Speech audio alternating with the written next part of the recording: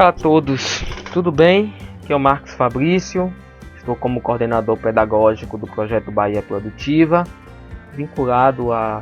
executado pela Associação Humana Povo para Povo Brasil, com suporte e apoio do governo do estado da Bahia por meio da Secretaria de Desenvolvimento Rural. Nessa videoaula a gente vai tratar sobre Fundo Rotativo Solidário, passos para implementação e trabalhar também com a ferramenta gerencial Regimento Interno. Lembrando que a gente, nessas atividades, a gente está com a ideia de gravar 3 videoaulas, né? Na videoaula anterior a gente trabalhou sobre a parte conceitual dos fundos rotativos, né? Aspectos históricos referente às finanças solidárias, né? E uma parte mais conceitual mesmo, né? E agora nessa videoaula a gente vai para uma parte mais prática, né? Com os passos de implementação, a ferramenta gerencial Regimento Interno. E na terceira videoaula a gente vai trabalhar um pouco mais sobre algumas ferramentas gerenciais, né? De controle e de adesão. E também dar algumas luzes, né? Com relação aos processos relacionados à importância da metodologia de fundo rotativo solidário para os empreendimentos. Então a gente vai trabalhar agora com essas ferramentas e no vídeo, né, na apresentação, nós temos aí o tipos de fundos rotativos solidários, passos para implementação, conceito de regimento interno e o regimento interno na prática, onde a gente vai abrir, né, um documento em Word para poder aí apresentar, né, essa ferramenta gerencial aí, né, que dá o suporte, né, na gestão do Fundo Rotativo Solidário. Bom, antes da gente passar para as ferramentas gerenciais, né, e os passos de implementação, só para trazer a memória, né, da última videoaula que a gente trabalhou um pouco os tipos de fundos rotativos solidários, né? Quando a gente fala de fundo rotativo solidário, a gente está falando de uma metodologia ou tecnologia social com foco aí na organização comunitária. Então, o fundo é um tipo de poupança comunitária que fortalece, né, as comunidades. E essa poupança comunitária ela pode ser delineada, desenvolvida por meio de recursos financeiros ou recursos não financeiros, né? Aí a gente chama fundo monetarizado com dinheiro ou fundo não monetarizado, ou seja, aquele que utiliza aí o conhecimento, né, as práticas e os saberes das comunidades. E aí ao longo do tempo, quando a gente fala de fundo rotativo, que é uma metodologia comunitária, né, que apoia muito o desenvolvimento comunitário, os tipos de fundos, particularmente aqueles não monetarizados, mas que de certa forma contribuem bastante aí para o fortalecimento desses empreendimentos. O primeiro que a gente traz à memória é as casas de semente, né, os bancos de sementes, as sementes crioulas, né, as sementes da vida, as sementes da paixão. E aí gente, tem várias denominações aí que as comunidades chamam, né? Então as sementes elas são ferramentas, são possibilidades aí de trocas, né?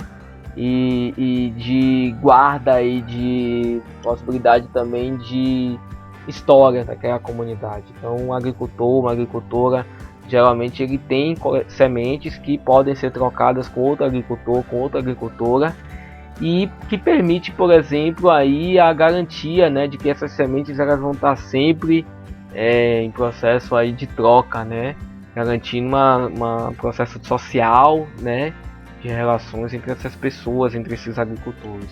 Então garante vida, garante permanência, garante sustentabilidade de fato, né, uma visão aí de futuro, uma visão de proteção, né.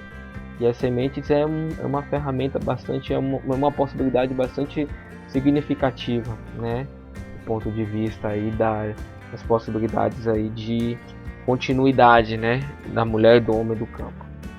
Uma outra forma, né, é a criação de pequenos animais. Então, geralmente assim, quando a gente fala de pequenos animais, a gente pode falar de ovelha, de cabra, né, galinha, porco, Então são animais que geralmente assim as comunidades recebem, tem um tempo, né? Depois repassam, né, os filhotes para outro grupo e por aí vai, né? Então é muito comum esses projetos aí desenvolvidos aí anteriormente pela Pastoral da Criança, há muito tempo atrás, né? Com esse foco aí da nutrição, né, e da alimentação saudável e também da própria sustentabilidade econômica das famílias, né? Então as experiências no semiárido elas foram bastante significativas nesse sentido, né? Os primeiros projetos também de fundos rotativos com essa dinâmica de troca de animais, né? Recebe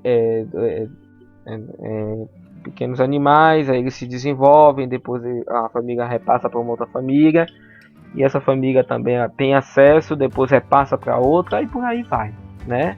Aí geralmente tem um grupo que acompanha, que dá toda a parte de assistência técnica, né? Os sindicatos normalmente dos agricultores também fazem isso. Então isso é muito comum, né, nas comunidades na zona rural. Um outro tipo é o mutirão, né? O mutirão comunitário, que é principalmente assim, também aí já é uma troca de serviço, né? Entre agricultores e agricultoras, por exemplo, um agricultor que precisa limpar o terreno, ele pode fazer a cada semana aí, a cada semana um roteiro aí ou uma programação aí para ajudar outro agricultor, né? Então na primeira semana vai ser o João, na segunda semana seu Tito, na terceira semana seu Carlos, na quarta semana a Dona Maria, na quinta semana a Dona Josefa e por aí vai, né? Então se juntam esses agricultores aí em regime de mutirão e aí eles também fazem todo esse processo de suporte, de apoio, né? Aí também, se a gente for pensar no ambiente urbano, a gente tem, a exemplo, né, a construção de casas populares, então, ou reformas também de casas, né, aqui no urbano. Então, esse modelo de mutirão também é muito comum também de ser percebido nos projetos comunitários aqui no meio ambiente, no meio urbano, né? Um exemplo que a ONG Teto desenvolve, né? Um exemplo muito legal que a Teto é uma ONG, né, que desenvolve esse trabalho de mutirão para a construção de casas populares, né? É um exemplo bem típico assim, né, desse processo. Então a gente tem aí muitas formas, né, de fundos, né? E aí também tem o fundo com recurso financeiro, né, que normalmente é apoio, né, empreendimentos que atuam aí com a produção de alimentos ou empreendimentos urbanos de costura, que aí você tem também a geração de resultado econômico daquele produto comercializado, que é retirado do percentual para formar uma poupança, né, ou a contribuição de pessoas daquele grupo também que juntam recurso para compra de matéria-prima. Então tudo isso, né? Tudo isso também pode ser servido aí e ser uma ferramenta de transformação social. Bom, quais são os passos para a implementação de um fundo rotativo, né? O primeiro passo são as reuniões de mobilização, sensibilização e construção do funcionamento do fundo. Então é importante assim, antes da gente falar, vamos implementar um fundo, normalmente as entidades de apoio e fomento, elas trabalham de uma maneira que permita a sensibilização, né? O conteúdo, as experiências vivenciadas, né? Então, primeiro a gente tem que fazer uma capacitação para isso, né? Então, isso leva aí um tempo, mas também não é algo muito difícil de ser feito, né? Então, primeiro esse momento, sensibilização, de conhecimento, de trocas de conhecimento, como é o funcionamento de um fundo. Aí se pode trazer, por exemplo, a experiência orgânica de alguém que já está vivenciando, que pode trocar experiência, né? Então, isso pode ser aí feito, né? No momento que a gente vai fazer as capacitações, as sensibilizações com os empreendimentos, né? Com as pessoas que têm interesse em formar. Aí no segundo momento, todo mundo já está sabendo, todo mundo já tem mais ou menos uma noção do que quer, como funciona, né? E aí se faz uma assembleia para a criação de um fundo, né? E aí quando se faz a assembleia, geralmente tem a ata, né? Uma ata da reunião, né? Da assembleia, tem a assinatura, né, de adesão, termo de adesão, tudo isso. Então isso aí é um tempo que é a parte um pouco mais burocrática, mas é uma parte também que dá uma certa legitimidade, né, para aquele grupo, para aquele conjunto de pessoas que estão ali naquele empreendimento, fazer, né, essa montagem de maneira mais sólida possível, né. E aí depois pode-se ter um momento aí de construção do regimento interno, de funcionamento, e aí você delibera aí algumas pessoas para pensar o regimento, como é que vai funcionar esse fundo, né? Como é que vai ser o acesso, para que esse fundo vai servir, tudo isso, né? Então isso também a gente pode pensar aí um processo, né? Isso já é uma ferramenta gerencial que ajuda, né, na gestão desse fundo. Aí geralmente no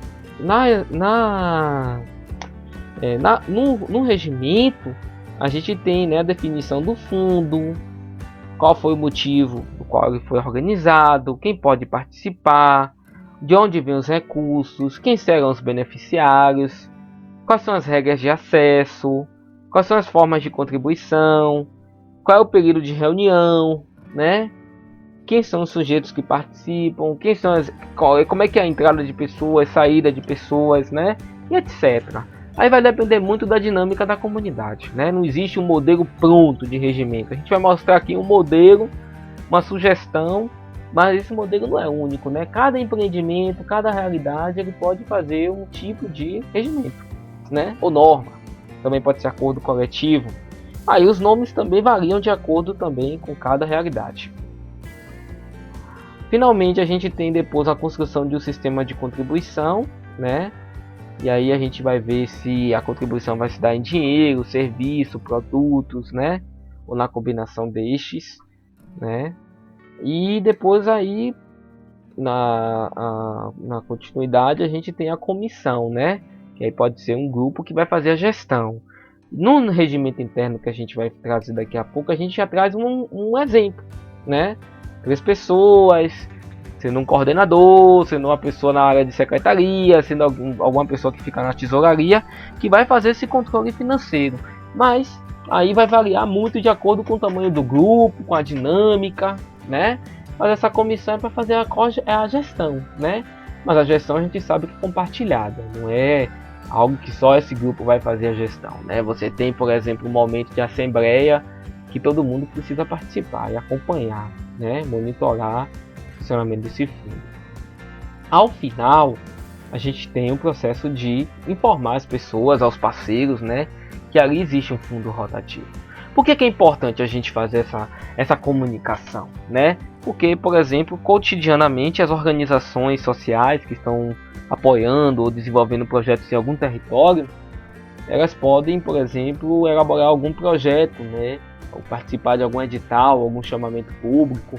E esse fundo já constituído, já funcionando, ele pode ter alguma possibilidade de repasse de recursos, né, para fortalecer a própria ação na comunidade. Então já um fundo funcionando, uma conta aberta, com a comissão gestora ativa, né, o regimento interno atualizado, ele pode servir aí de possibilidade, né, para recebimento de um recurso aí externo, tá? Bom, agora a gente vai falar um pouquinho de regimento interno, né? Bom, o regimento interno, e aí a gente pode chamar de outros nomes também, como normas, né? Ou como acordos, né? É um conjunto de regras, né? Que é estabelecida por um grupo para regulamentar o funcionamento, podendo ser usado em diversas atividades, em diversos campos, né? Mas no geral, na verdade, o regimento interno é só um conjunto de regras, tá? E o nome, isso vai variar muito de organização para organização, de grupo para grupo. E esse documento, normalmente, ele permite com que haja, né, clareza das informações, sentido. Então é um tipo de documento que funciona como acordo coletivo mesmo, para manter as relações entre as pessoas, os acordos entre as pessoas, certo? Bom, agora a gente vai mostrar para vocês um regimento interno, tá? Um regimento interno de um empreendimento fictício, tá? Como a gente falou, um regimento interno ele pode ser feito de várias formas. Não existe um formato único. Existem formas aí diversas, né? E até o conteúdo dele ele pode ser alterado, tá? Ele pode ser em texto corrido, pode ser às vezes até em uma linguagem mais simples. Não tem uma regra, né, sobre esse funcionamento dessa ferramenta. Então, assim, aqui a gente tem uma pequena definição do que é o regimento interno do grupo, né? Que é um nome fictício. Aí ele tem um objetivo, né? Basicamente o que é, né? Que é fomentar o grupo, melhorar a qualidade de vida, beneficiar os participantes do grupo, né? Com foco na economia solidária. Os objetivos do grupo, né? Do fundo rotativo do grupo. Aí tem aí, né, envolvimento das pessoas do grupo na economia solidária, fortalecimento do próprio fundo, unir e fortalecer o grupo e incentivar a geração de renda na comunidade. Então aí já tem um objetivo dele, né, que é fomentar, trabalhar, desenvolver a própria comunidade. Aqui tem os valores que regem, né, a ação desse grupo, desse fundo, né, a visão dele, né, os valores que estão inseridos aí nos processos, certo? Mas com foco muito na economia solidária. E aí depois a gente começa a ter aí de fato, né, uma parte mais operacional. Então assim, ele tem a definição do fundo, a constituição. Aqui também é um exemplo, né, gente? Não tem assim uma camisa de força, a gente só botou um exemplo. Mas a gente diz assim, olha, o fundo está sendo criado com contribuições dos ou das participantes, com a contribuição taxa, né, mensal, de R$50 de cada participante do grupo. Ou seja, cada pessoa que faz parte daquele grupo vai contribuir mensalmente com R$50. Aí digamos que se exista, sei lá, 20 pessoas, então por mês esse fundo vai arrecadar aí R$1.000, certo? Vai aí, de certa forma, contribuir com as ações na comunidade. E aí ele põe um outro elemento na Constituição, né? Para fortalecer o fundo, recursos externos via projetos e doações poderão ser vinculados. Ou seja, o grupo pode receber recurso. É importante pôr essa informação, porque justamente no momento que um recurso, por exemplo, de um Fundo Nacional de Solidariedade, né? A gente vai falar no próximo encontro, de um recurso de um edital, né? Ou até mesmo agora do Fundo Rotativo Solidário aí do Nordeste pela Rede Vencer Juntos, lá na frente pode ser que esse grupo com o regimento interno pronto, ele pode já ir se inserir nesses processos para captar recursos. Então é importante já deixar essas informações bem evidenciadas para justamente no momento que houver algum tipo de movimentação ou de suporte para a captação de recursos, o grupo pode estar apto a receber o recurso. Tá bom? Bom, o objetivo do fundo rotativo, né, ajudar o grupo em momentos de comercialização, feiras, eventos, né, principalmente na parte de deslocamento, montagem e apoio, ajudar os participantes do grupo em cursos de capacitação, adquirir itens de produção como máquinas, equipamentos e matéria-prima, e empréstimos, né, para os participantes do grupo em caso de emergência, que pode acontecer. Por quê? Gente, isso aí é uma coisa muito da dinâmica do próprio grupo. Pode acontecer do grupo ter a necessidade ali, né, daquele coletivo de emprestar recurso, né, para um outro membro do grupo, né, as pessoas que fazem parte. Então isso é muito aberto também. Pode acontecer daquele fundo não servir só para financiamento produtivo, né? Que é normalmente o que a gente percebe assim, né? Mas pode servir também para empréstimos, para as pessoas que fazem parte, tá bom? Mas aí quem vai direcionar isso aí é o próprio empreendimento, né? As pessoas que estão ali dentro. Aí aqui tem uns aspectos operacionais, né? Aí a gente traz aqui os empréstimos. Os empréstimos serão aprovados pela maioria das participantes no grupo no momento de reunião. Quais são as linhas de empréstimos? Aí traz aqui, né, infraestrutura produtiva, insumos e, no caso aí, né, empréstimo mesmo, pessoa física, né, para as pessoas que precisam. Nesse caso aqui, em caso de emergência, sob comprovação, tá bom? Então tudo isso aí é uma coisa que faz parte da dinâmica do grupo. O grupo direciona para onde é que vai. E como eu já falei, esse regimento interno é um modelo, é um exemplo de um regimento, mas cada grupo faz um regimento na sua forma, tá? A gestão do fundo. O grupo poderá acessar o fundo após 3 meses de contribuição, ou seja, se tiver, são R$50 por pessoa. Se tiver, por exemplo, 10 pessoas, R$500, né? Após o recurso ter um montante de R$1.500, ou seja, 500 vezes 3 meses, 1.500, aí as pessoas do grupo poderão acessar. Ou seja, ele primeiro vai formar um montante para depois aí começar a fazer os empréstimos, tá certo? Obviamente que isso também a gente só deu um exemplo aqui, né? Mas isso pode ser também uma dinâmica aí do próprio empreendimento que vai estar fazendo essa movimentação, tá? As pessoas que estão ali internamente que vão deliberar acerca dessa questão dos empréstimos, e prazos também para iniciar os empréstimos aí para as pessoas que fazem parte do empreendimento. Os recursos do fundo serão depositados em uma conta poupança de uma das participantes no banco localizado no município. Pode ser conta poupança de banco, pode ser uma conta de uma cooperativa de crédito, tá certo? Inclusive é o que a gente estimula mais, que seja uma cooperativa de crédito, onde possa existir, obviamente, né? Principalmente porque existe já essa relação das finanças solidárias, né, com cooperativismo de crédito. Então, se essa conta for numa cooperativa de crédito, melhor, né? Porque está dentro do próprio sistema da lógica da economia solidária. Aqui tem um outro exemplo, né? A prestação de contas se dará mensalmente durante a reunião do grupo. E aí tem, né, a forma também de prestação de contas. Às vezes os grupos costumam se reunir quinzenalmente, às vezes semanalmente. Vai depender da dinâmica do grupo, certo? Critérios para acessar o recurso. Aí aqui já tem um critério, né? O percentual máximo de retirada do fundo por indivíduo será de 10% para necessidades emergenciais, certo? Ou seja, você não vai pegar o fundo todos e usar só para necessidades emergenciais, senão inviabiliza até o próprio fundo, né? E ele perde um pouco esse caráter produtivo, né, do fundo.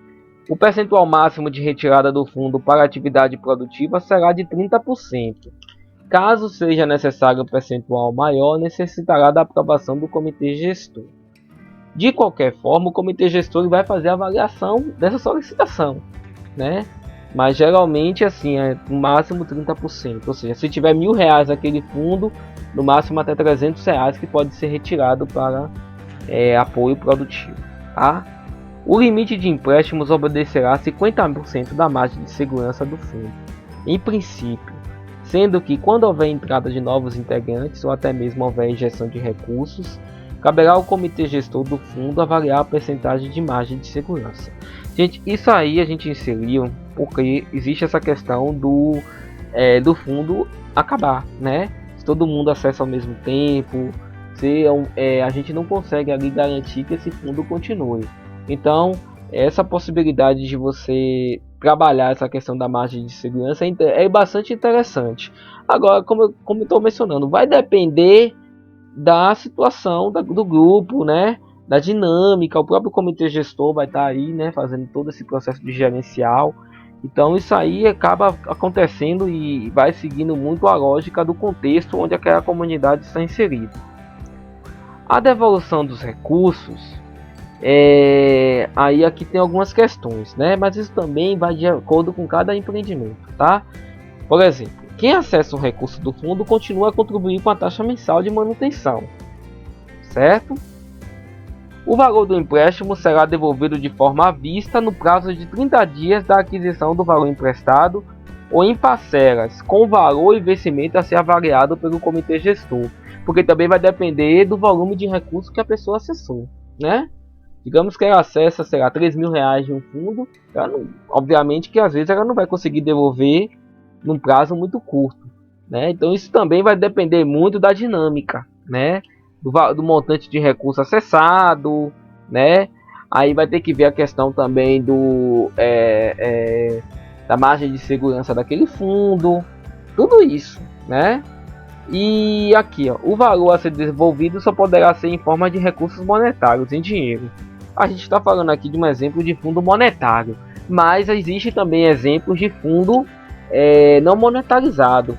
Ou seja, você tem um agricultor que pega uma semente e vai devolver outra semente. Então, vai depender também da dinâmica e do tipo de fundo. Como esse fundo aqui ele está mais para dinheiro, para monetário, né? Então, nesse caso aqui, a gente foca só nessa perspectiva do dinheiro. Mas existe também fundos não monetarizados, né? Onde aí você tem a troca de alimentos, de pequenos animais, né? De sementes, de objetos, de serviços, tá bom? Tudo isso. Essa parte aqui, os juros e inadimplência, a gente fez aqui só um exemplo, né? Não quer dizer que vai ser isso, isso aí vai depender de cada realidade. Aí no ato do empréstimo haverá cobrança de juros nas transações com taxa de 1,5% ao mês. Em caso de atraso nas parcelas, será inserido o montante de multa de 2%. Então assim, isso aí é uma coisa mais, né, negociável, mas isso aí às vezes é o grupo que estabelece, tá? Normalmente é o grupo que estabelece esse processo de taxação. Ou também, o grupo se achar interessante, o grupo também não põe, né, juros. Acontece também. É muito comum, tá? Bom, o comitê gestor, como a gente tinha comentado, né, sobre o comitê gestor. Então, o comitê gestor é formado por membros do grupo produtivo, sendo composto por tesoureiro, secretário, secretário e coordenador, ou coordenador. Então, a responsabilidade deles é organizar as reuniões de prestação de contas do fundo, avaliar empréstimos e liberar recursos, captar recursos, certo? Efetivar cobranças dos pagamentos de empréstimos e efetivar a prestação de contas mensal do fundo, certo? É a gestão, né? Essa parte mais de gerenciamento é a responsabilidade do comitê gestor. Lembrando que a responsabilidade é compartilhada, né? Apesar de ter pessoas do comitê gestor fazendo essa gestão, todo mundo precisa participar, né? Principalmente nas assembleias de prestação de contas mensalmente que ocorrem, né? Como a gente mencionou aqui nesse modelo. Aqui são os critérios para a entrada de novos membros, né? Então aqui tem a participação ativa do grupo, né, nas reuniões do grupo, identificação, né, adequação do produto, participação em feiras e exposições, responsabilidade com o regimento interno, envolvimento com as atividades do grupo, participação, né, nas assembleias do grupo, estatístico com as mensalidades e a avaliação do próprio comitê gestor também, tá certo? Então, pessoal, é isso. Esse é só um modelo de regimento. Cada empreendimento tem o seu modelo. As entidades também já trabalham com modelos também específicos, tá bom? Então isso aqui é só um modelo que pode ser adaptado para cada realidade, tá bom? Então é isso. Espero que tenham gostado. A gente vai se encontrando aí nos próximos encontros. Até breve. A Terra à Distância é uma adaptação das atividades de assistência técnica e extensão rural do Bahia Produtiva, projeto do Governo do Estado da Bahia, por meio da Secretaria de Desenvolvimento Rural do Estado da Bahia, executado pela CAR, a Companhia de Desenvolvimento e Ação Regional, com recursos provenientes de acordos de empréstimo com o Banco Mundial.